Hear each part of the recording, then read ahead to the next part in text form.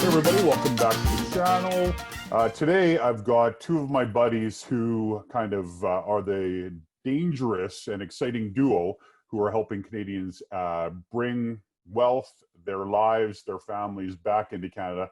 Harp, you'll remember from a previous video that we did, and then Paul. But what I'm going to do is I'm going to introduce Harp, and then Harp's going to introduce Paul, and no one need to introduce me. And so Harp and I have been friends for probably 8 or 9 years. We've done a lot of business together.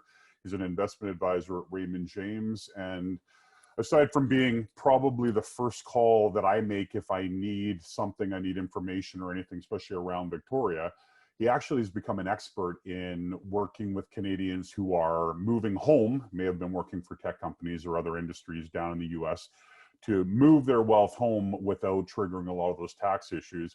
Or the other option is when somebody maybe has inherited some money, maybe you have a parent or you have both a Canadian and American passport, but you're living in Canada, you've inherited some money.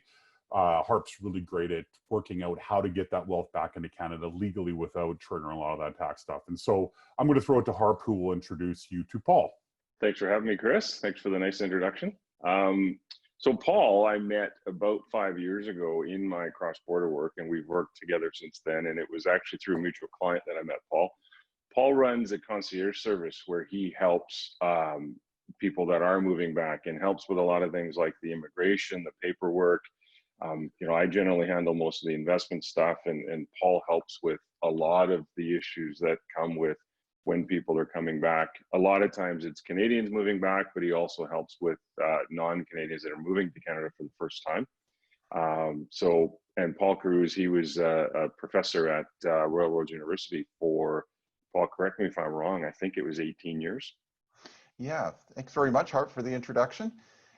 It's been about a few years at Royal Roads, a few years at Vancouver Island University, about 18 years teaching so far. And yeah, I've been working on this business, which is supporting Canadians abroad. In the United States is, of course, the largest group, but also in Hong Kong and other parts. And I've been doing that for the same period of time since I myself moved back and found that there were just a ton of complications. Everything from moving your investments. I was unceremoniously booted from E-Trade in the States when I found out that if you're a Canadian and you're living in Canada, you can't have an account with a broker there, unless it's with a professional firm like you guys have, Harp, which therefore is cross-border by nature.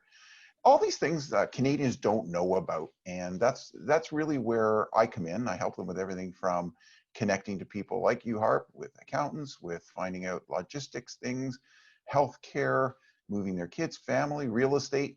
These are the areas that I support clients with.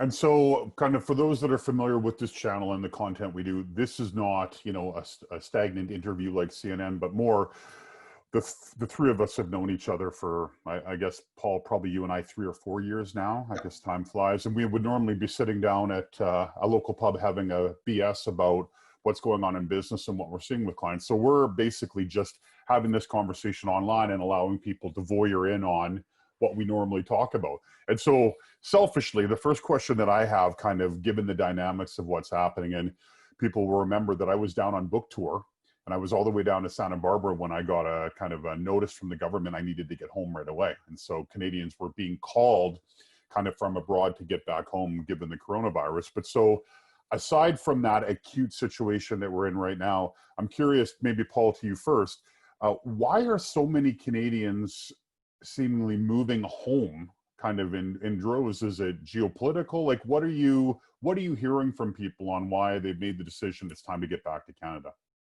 Oh, great question, Chris. And one of the central pieces about this is an analogy I use. And do you remember the kids' game? It's called musical chairs. Well, for the last 5 years, people have been having kind of a sense that the world is going a little bit crazy. Things aren't kind of working out. They've got political issues, there's economic issues, there's just complexities in the world. And psychologically, people have been saying, where's the chair that I want to sit on? So they've been kind of going around saying, I'm here in the world, I'm in California, I'm in Florida, I'm in New York. Where's the chair that will make me feel safe? And that kind of game went around and around until March 2020. And so what I'm hearing is people saying, I got caught with a chair, or I got caught without a chair. And that feeling then is sort of what captures it, is where's the safe place in the world? Canada has typically been seen as the safe place. We got a great government, we got a stable financial system. In 2008, everybody around the world knew Canadian banks didn't have a problem, where most banks in the world in the larger economies were struggling. And so this sense that Canada is a safe place means that Canadians abroad, and there's some 2.6 million of them, have been coming back in large numbers saying, we want to be in a safe seat when the music stops. And it stopped, and they're here. Well, I find, because I meet a lot of Canadians as I'm traveling through the US, and Canadians really, like no other nationality that I've come across, yearn to be home. And so, there's a lot of opportunities in the US, compared to Canada, but it seems that even, people working at Amazon or Google or for oil companies down in kind of the Texas chain, when they meet a fellow Canadian, you can see kind of the veil come down. And I'm like, oh yeah, I'm working here and I'm making a good living, but my intention is, to move back to Victoria or to Calgary or to Toronto. And so there seems to be a yearning, the heart yearns, even in good times, to kind of be back. And just among Canadians, are a very different group of folk. Mm-hmm. That's very true. We have a culture here that is really positive, and people are able to create a wonderful life here. You're able, we've got good government, we've got good processes, but at the same time, you have the ability to create a good life for yourself. Now, in the past, a lot of people went to the States to find opportunities, and there were wonderful opportunities there to create businesses, to get into film industry, to start tech companies, all these wonderful things. What's happening now is that there's also a sense that there's opportunities in Canada. So people are moving back because they want to feel safe, and they're discovering that if they want a job at Google, well, Google's got this giant office opening up in Vancouver. Amazon went from 2,500 engineers, they're going to 10,000 in Vancouver. Hey, why not live in Vancouver and get the sense of safety and the opportunity at the same time? And for those people who are retiring, for example, if they're coming back and they've made their wealth in the States, they're saying, you know what, now's the time to enjoy ourselves. How do we want to do that? Well, again, there's challenges. If they were in LA, as you may have heard and seen yourself, there's some lifestyle challenges going on there, for example. So I do hear from a lot of clients in California saying, we just want a more peaceful place to be. Since we've worked so hard to earn this wealth, let's stay here in Canada. Let's come back to Canada and stay here and enjoy our wealth, rather than trying to struggle at this point in time in the States. Well, what's nice is because we earn about 90% of our income in US dollars. It's very nice to work in the US or work with US clients, but kind of domicile in Canada. And so, Harp, the situation has always been, actually until I met you, is that people would, earn their wealth in the US, and they would kind of have in their mind that at some point I'm going to have to cash out my investments. I'm going to take that huge tax haircut. But if I come back to Canada and the Canadian dollar is a bit weaker, I might kind of make that up in currency. And so I'm going to swallow the bitter pill and just kind of go with it. But kind of with your platform and what we talked about last time, but you can share, yours is one of few where people can actually keep assets in the US, but enjoy them in Canada. Do I have that right?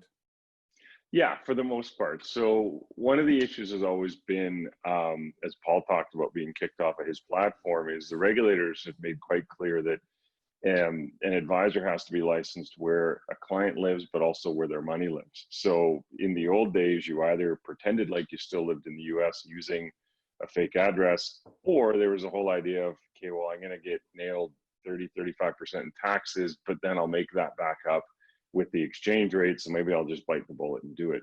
What we're able to do is, being that I'm licensed fully here in Canada as an advisor, but also in the United States with the SEC and FINRA, is that we're able to manage their retirement accounts. So their IRAs, their Roths, any trust accounts they might have, we will take over their 401k plans as well, and they don't have to cash everything out.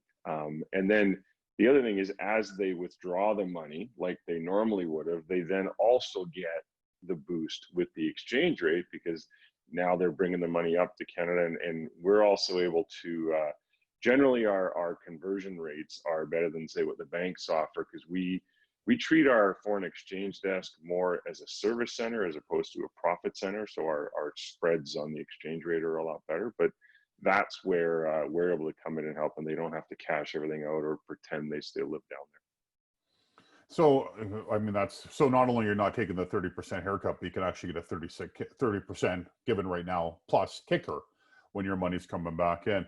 And so, I mean, fear is rampant right now from a health perspective, but I've got to imagine that when people are making the return to Canada, maybe having spent 5, 10, 20, 30 years of their life in another country, let's use the US as the obvious example. Paul, what are kind of the biggest hesitations, or what are some of the things that are keeping them up at night when they're thinking, you know, I'm going to leave the life I've built in the US and I have to recreate and kind of get everything sorted back in Canada? What you know, like what's causing them the greatest stress? Oh yeah, there's about 2 or 3 things that I think that keep people, you know, really concerned. One of them, of course, and you've just touched on it earlier, is the tax issue. The idea that, and you know, it's really kind of fun. So I worked with a client who was making about 10,000 US a month on their retirement, and when they're coming back, they said, "Yo, can we afford to live in Canada?" And so we worked through the math, and I said, okay, well, once you're done, based on the lifestyle you're planning, you're going to spend about $3,000 out of pocket for your expenses, because they were going to buy a piece of real estate.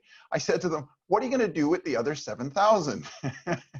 And so, "Oh, you mean the Canadian government isn't going to take it all?" I said, "We don't live in Sweden here, people. This is Canada. The government doesn't take 70% of your income." "Oh, we didn't know." So it's kind of fun that way, because in the, you know, I get to work with clients who are actually quite excited when they discover that once that tax issue is out of the way, that they've actually got enough money, and they're not going to freeze to death in their house while eating cat food because they don't have enough retirement income. They're actually quite abundant. And that leads to some wonderful conversations. And this is something I hadn't expected, actually, Chris, which is where we get into lifestyle design. So if we've got people moving back, and let's say they're, you know, in their 50s or 60s, they're now coming with this fascinating question: what kind of a lifestyle do we want? And 20 years ago, and certainly in terms of our parents would have said, "We're going to buy a house, we're going to settle down, we'll stay here for 30 years until we move into a nursing home, we're done." And I'm hearing a very different conversation. People are moving to, well, maybe we'll buy a place in Kelowna, maybe we'll move to Vancouver or Victoria, but at the same time, we're going to set up a residency in Thailand or the Philippines or somewhere else, and we're going to spend 5 months there and 7 months in BC. Wow, what a different conversation, because now that they discover not only that things don't cost so much in Canada, they're able to create a lifestyle. So what's keeping them up at night is in some cases very positive, because now they're starting to say, "You mean we have to think about what we want?" And well, that's exciting, but a little scary as well. And so they're working on that. And of course, healthcare comes up, because there is a perception that in Canada, if they have a heart attack, they'll wait 6 months for an operation, where that's just simply not true. If you have a heart attack, you're going to get in for an operation that day, just as you would in the States. And so there's questions like this, sort of taking away some of the myths about what's going on, and then opening them to this wonderful lifestyle opportunity they have, which is to create it for the best years of their life. Well, you know, what's funny is the story I love to tell, because often my American friends will say, "Well, you know, you have free healthcare, but you have to wait forever." And many, many years ago, I was in Detroit and I decided to go to a Red Wings game. The Red Wings were playing the Leafs. And as I was walking to Joe Louis Arena, wintry night, I slipped and broke my wrist on the walkway from Renaissance Center, which is the big hotel complex. And so I ended up driving to Windsor, having my arm set, and being back in time for the game. And so that's that's the story I always kind of use to illustrate, going, yeah, it's just a bit of a drive-through almost. You can walk in, I think I broke my arm, they x-ray, they cast you, and you obviously don't have bills for the next 4 years for that x-ray. Now, Harp, are you kind of seeing the same thing? I mean, Paul alluded to kind of the tax thing and people kind of going, affordability of Canada. Do you find that a lot of Canadians who have lived in the US have kind of lost the connection with how affordable really Canada is to a lot? I mean, Vancouver would obviously be an outlier, but aside from that, are you seeing that people don't really know kind of how affordable British Columbia is? I think what they find is when they first start thinking about it, it's a concern. And then as they start looking into it, there's generally that surprise of, wow. And plus you get the well, right now, 41% kick on the currency. So they, I think they're not used to it. And then once they start looking, now it's interesting, you mentioned Vancouver. I've got a couple people right now that are transitioning to Toronto and Vancouver. And of course, things are a lot more there. So the only difference they see sometimes is the exchange rate, but that's still a big difference. And the healthcare is a big part. They're slowly learning, like as they either talk to Paul or myself, there's a number of things we help put in place for them before their provincial healthcare kicks in. What's interesting is, and I'm not sure if Paul's seen this, I've seen it where I had a couple that came back. He's Canadian, had gone down to the US, married an American woman. They moved back. And sitting in my office, I was explaining medical services and our healthcare.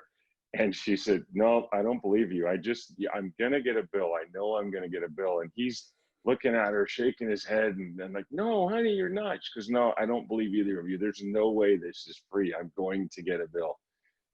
But there generally is a surprise to some degree or another when they really start getting serious about coming back. And so the idea that pops in my head, because we thought many years ago about moving to the US just because our markets were there. And so when I think about moving to a different country, even one I'm familiar with, I actually feel a tightening in the chest, because I think, that must be a huge thing to orchestrate. And so maybe Paul, throwing it back to you first. If somebody has made the decision to move home, right? When we say home, move to Canada. Well, I guess what I'm curious about are, what are the steps that they would normally go through, and what types of professionals are they working with, leveraging, and so on? Like just a very basic, I know everyone would have a different situation and maybe different dynamics, but just if we could choose, John Smith, who is moving back to British Columbia from working in Texas in the oil field for 20 years. What are kind of the first steps for them to be thinking about and/or undertaking? Yeah, super. And what you're alluding to is actually the idea then to have a plan. And I think that's fabulous. One of the things to do then is to come for a visit, number one. And the reason is that some people are arriving remembering what Canada was like when they left, and they're coming for a visit with new eyes. They've changed, they're at a different life stage, etc. When they come for a visit, then the idea is to put together a team. In most people's case, that includes, talking to a financial advisor such as Harp.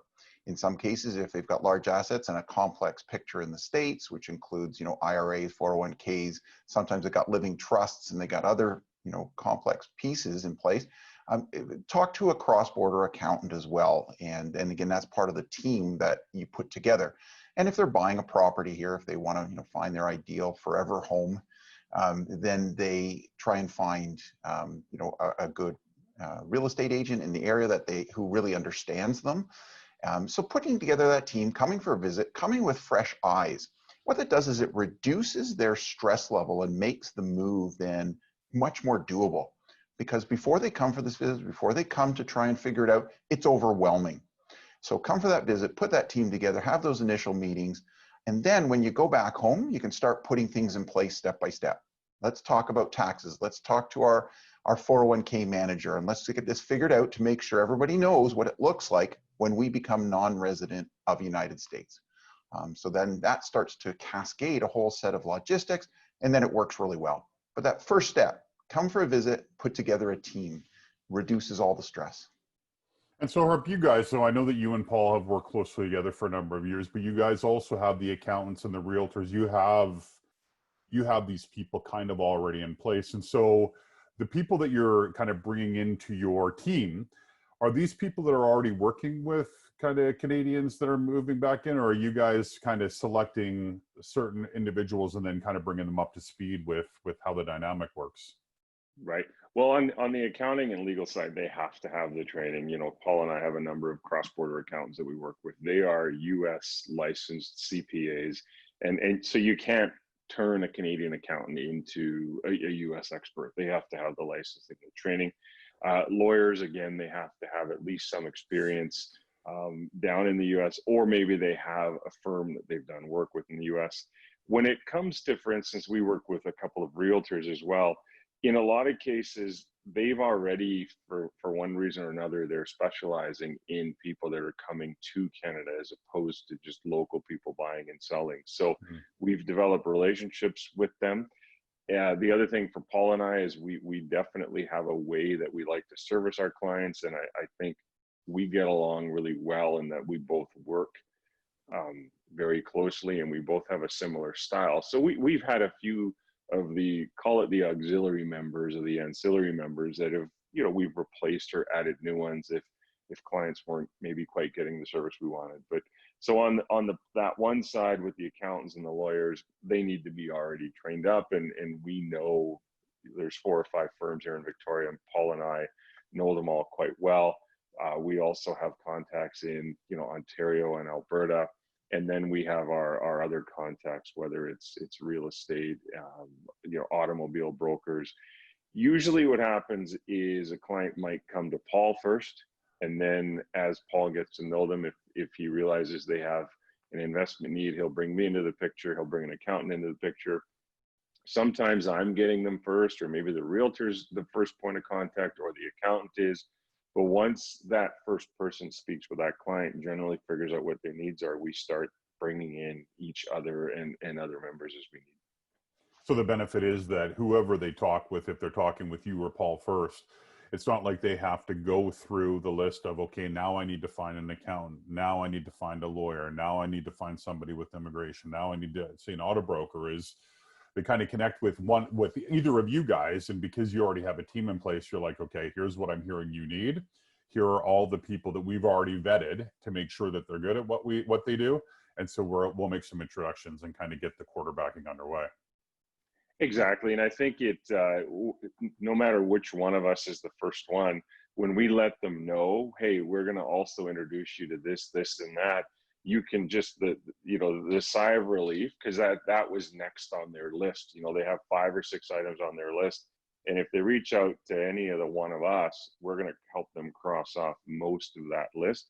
Now you can worry about packing your house up and finding schools and you know, packing your whiskey collection so we can help you move it up.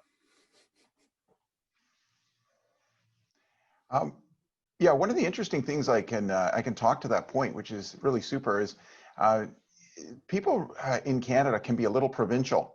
Some years ago, I was working with the Ministry of Industry in Ottawa, and you know, one of the problems they had was getting people to go on these trade missions. And so I thought this was incredible when I heard from the ministry says, you know what? I'd love to get Canadian business people on the plane. We'll send them all over the world, but guess what? They don't want to go. So one of the interesting things about professionals in Canada is, as Harp points out, they're actually sometimes really hard to find. The ones who work really well with, you know, people who have been living outside of Canada, Canadian expats, for example. So there can be a little provincial. So what we do is we vet them. We go across Canada, we talk to them. You know, Harp does this regularly, I do this regularly, and we ask them questions. So have you worked with Canadians abroad?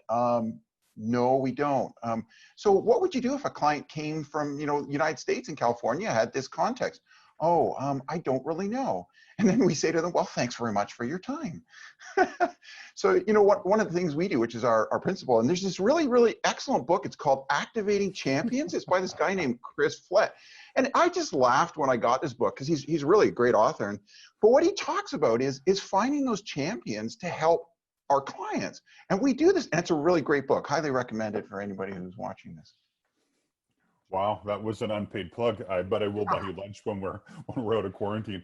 Well, you know, to your point, Paul, and before I met Harp and kind of understood the cross-border, I was of the mindset, I'm embarrassed to say, is most of the accountants and lawyers and business advisors and realtors that I came across, when Americans would talk, or I'm sorry, Canadians in the US were talking about coming home, they would say, I've got to cash out my 401ks and move home. And I always used to go, yeah, that seems to be the plan.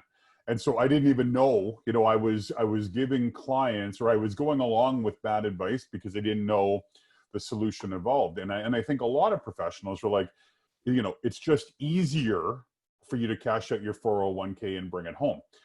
But when they say easier, they don't mean easier for the client, they mean easier for themselves, right? They don't want to do the extra work as required to make it make sense. And so when you guys are vetting kind of other professionals, is it that clients will sometimes ask you for something that's outside your wheelhouse, and rather than putting it back to them and saying, no, you need to find an immigration lawyer, or no, you need to, you guys kind of take it upon yourselves and maybe talk with each other going, we need to go find this person to strengthen the team? Like, do you guys have those conversations? Yeah, we do all the time. Paul and I regularly meet, and we'll, if we've brought a person into our group, we'll talk about that person and how they're working out. And Paul and I need to make sure that, we have our service matrix, and clients need to be taken care of. You talk about the champions, and Chris, you and I have talked about this, is, champions need to know that you will never, ever make them look bad. And we have to be sure of that, because if ultimately I refer a client to Paul and he does anything wrong, it's going to reflect more on me. If Paul sends someone to me and I don't treat them properly, that's going to reflect on me. And so we spend a lot of time making sure that we have a very good team in place. We had an issue just recently we discussed with, it was an immigration lawyer, and things did not go well. Clients spent a lot of money and didn't get what they needed. And then so Paul and I stepped in, and we brought our person in, and now things are working. So it's really important that we have team members that have, they buy in like we do. So the immigration lawyer wasn't your immigration lawyer. They had one in place that wasn't getting it done. And so you were able to, once you realized that was an issue, then put your person in front of the client. Exactly. The client, sometimes Paul and I find out when we meet a client and they'll tell us, oh, they've hired so-and-so to do something. And, it's hard because you don't want to right away say, oh, no, you can't work there. You got to come over with our person. We just kind of keep an eye on things and keep tabs on it. And in this case, it ultimately didn't work out, and we brought in our person, and now it is working. Okay, and so, a question that popped up as Paul was talking is, Harp, I know why you got into this business, and I don't mean the investment business, but the cross-border is just sheer demand and what, people were looking to reach out to you, and so you got all your licensing. Paul, I'm curious though, for you, how did you make the hop from university professor to kind of being this quarterback and this person that's helping Canadians kind of come home?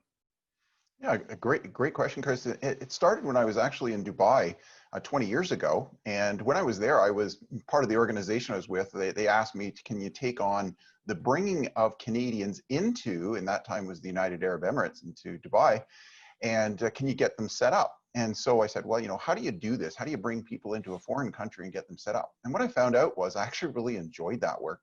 And then as a professor, the area I was in was international business, finance, trade, transportation, etc. And so it's kind of became natural. When I got back from Dubai, I put up a website that simply helped Canadians come home, because it was at that time, even then, very complex. Everything from the logistics to taxes to finances and schooling. I still get this question, which is really a lot of fun. How do we get our kids into a Canadian school, public or university? And to them, they think our kids are foreign students. I say, no. If you're coming back from the States and your kids are going to be coming in either public school or university, they're Canadian citizens. They get to have Canadian university rates. And it blows a lot of people's minds when they say, you mean we can go to a Canadian university and pay like 20% of the cost of an American one? Hey kids, you're going to university in Canada. You're not going to UCLA, sorry. So these are the kind of questions I just get a joy out of helping people do this kind of work. And it's been just a ton of fun. Recently, here's a cute little story. I had a couple moving back from Houston, and the husband is Canadian and the wife is American. And he said to his wife, well, we're going to buy a house and our kids will walk to school. And she went ballistic. And she said, there is no way our kids will ever walk to school. It is totally unsafe. And we all paused because we're in the Zoom video and we're going, okay, what do I say now? And he says, but honey, it's actually safe to walk to school in Canada. She goes, no, I don't believe that. That can't be true. And then we talked about it. You mean, and I said to her, it's like the 1950s in the United States here. Your kids can still walk to school. It's safe. And their backpacks won't be searched. I've had clients who are in tears telling me it's the first time my kids get to go to school and they don't have to have their backpacks searched. This is the feeling, and that's that joy that they get. They're coming back to a safe place. It's different here. It's kind of safe, but there are lots of these kind of questions that really come up, and that's why I got into it, because it's not only really a ton of fun, but it also really helps people with the transition to feeling really good about what they do and what they're doing in Canada. Well, you know what I like about what you guys do is, I mean, God love our government, but it's not easy to navigate, processes of coming home. And so I think for a lot of people, especially people that are a little more established, accessing services like Paul and Harp's really makes a lot of sense just from a time cost average. What is your time worth? And, I know anytime I'm traveling abroad, even if I'm going out for, 2 or 3 months for one of those trade missions, Paul, like I did last summer, the sheer amount of work that goes in trying to figure out government websites on what's available. And so it really sounds like you guys have developed the Coles Notes in Canada, the Cliff Notes in the US on how to kind of get that process going. When someone's thinking about moving home, or let's say they've made the decision, what do you guys suggest for a time frame to kind of start thinking about the planning? Like I would imagine you don't make the decision today and you're home in a month. Like what's a good runway to make sure all the I's are dotted and the T's are crossed? You're not adding additional pressure to yourself, but like is it 3 months? Is it 6 months? Like what's a good time to kind of start thinking that through?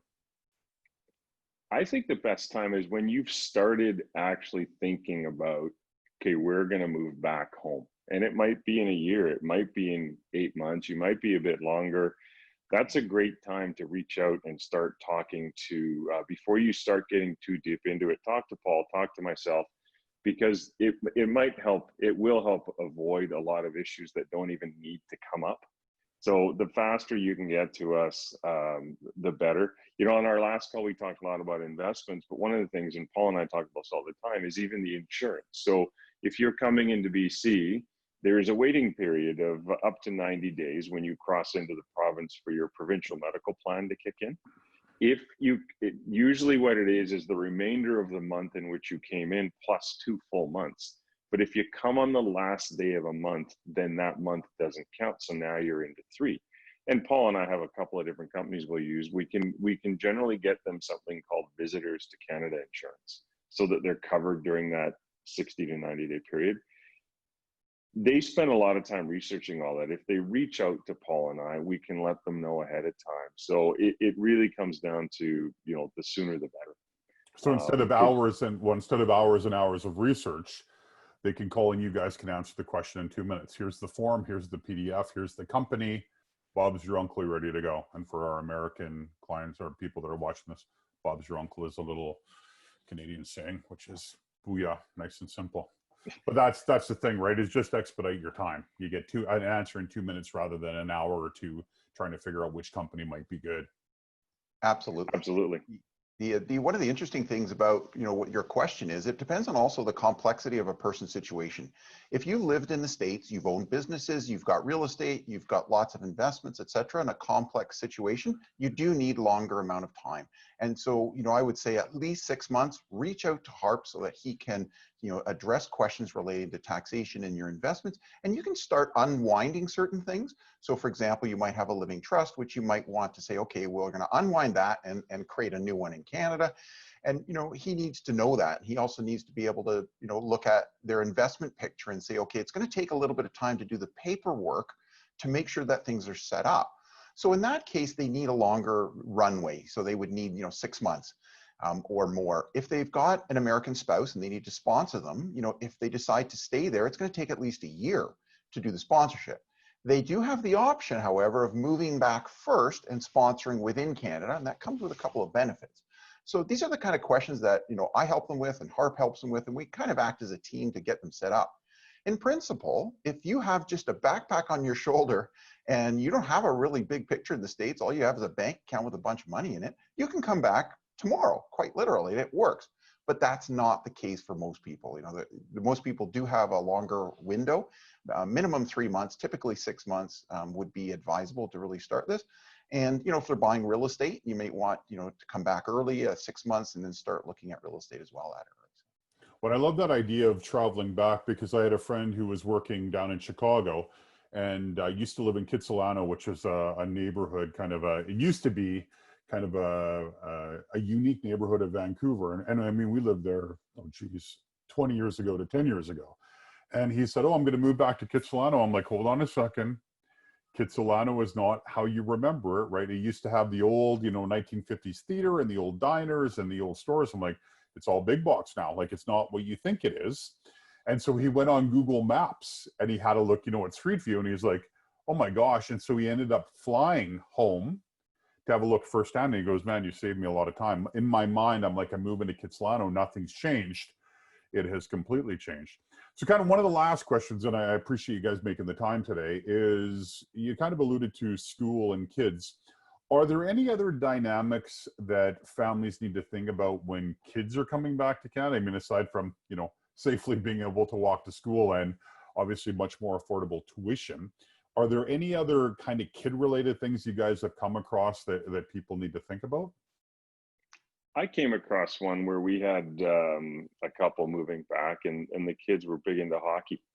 And so, and having, and that my son's plays a lot of hockey, but in Victoria, we have a lot of different organizations. So they have to look into what's going to be the best one for me. We've had one of the teammates on my son's team now is their daughter's a competitive figure skater. There's a couple of clubs in town. So there's all sorts of little things. And again, Chris, you alluded to whenever you need something, you give me a call. I didn't grow up here. I moved to Victoria when I started going to UVic, but since I lived here, I've built a few houses. I've gotten to know a lot of people. So it's all sorts of little things that we're able to help with. And Paul's been here for a long time, and he might have an ex-student that's now doing something that could come in and help. So there's a lot of different things that you wouldn't think about that do come up with the kids as well. What school should I go to? What's a good area? You have to live in the catchment. So talking about what's available to them, there's a number of things that come up. Yeah, great ones, Harp. And I can add a couple to those. One of which is, and again, this is still a little bit of a surprise to some people. Our kids were born in the States. How do we get them Canadian citizenship? And so the question I answer is they actually already are. And this is still a surprise to some people.